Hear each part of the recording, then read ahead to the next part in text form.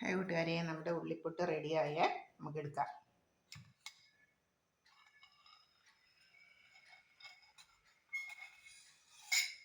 നമ്മുടെ ഉള്ളിപ്പുട്ട്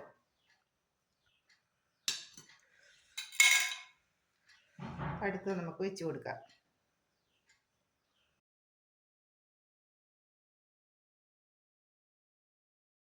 ഹലോ കൂട്ടുകാരെ, എല്ലാവർക്കും നമസ്കാരം. Good morning.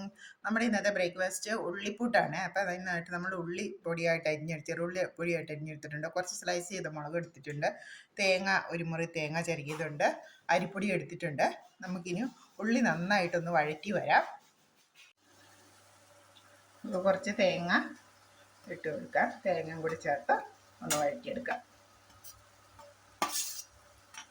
ലേശം ഉപ്പും കൂടെ ഞാൻ ഒഴിച്ചിട്ടുണ്ട്. ഇതിന് ചേരാനായിട്ട്, ഉള്ളിക്ക് ചേരാനായിട്ടുള്ള ഉപ്പും കൂടി ഒഴിച്ചിട്ടുണ്ട്.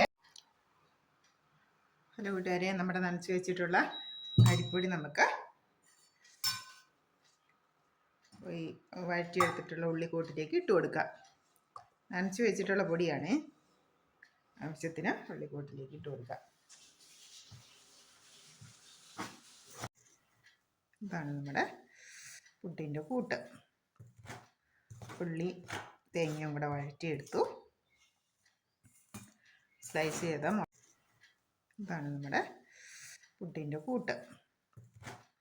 ഉള്ളി തേങ്ങയും കൂടെ വഴറ്റിയെടുത്തു. സ്ലൈസ് ചെയ്ത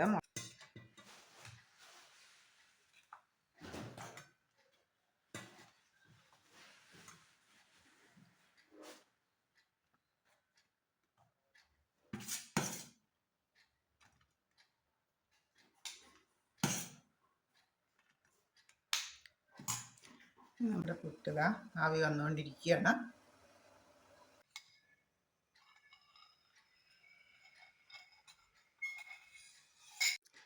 ഹലോ കൂട്ടുകാരെ, നമ്മുടെ ഉള്ളിപ്പുട്ട് പഴവും ചായയാണ് ഇന്നത്തെ ബ്രേക്ക്ഫാസ്റ്റ്. നമ്മുടെ ബ്രേക്ക്ഫാസ്റ്റ് റെഡി ആയിട്ടുണ്ട്.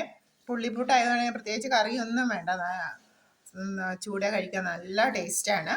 അപ്പോൾ നമ്മൾ ഉള്ളിപ്പുട്ട് ഒരിക്കലും ഉണ്ടാക്കിയിട്ടുണ്ട്. പിന്നെ എപ്പോഴും എല്ലാവരും പറയും ഉള്ളിപ്പുട്ട് മതി, പുട്ട് വേണ്ട, സാധാ പുട്ട്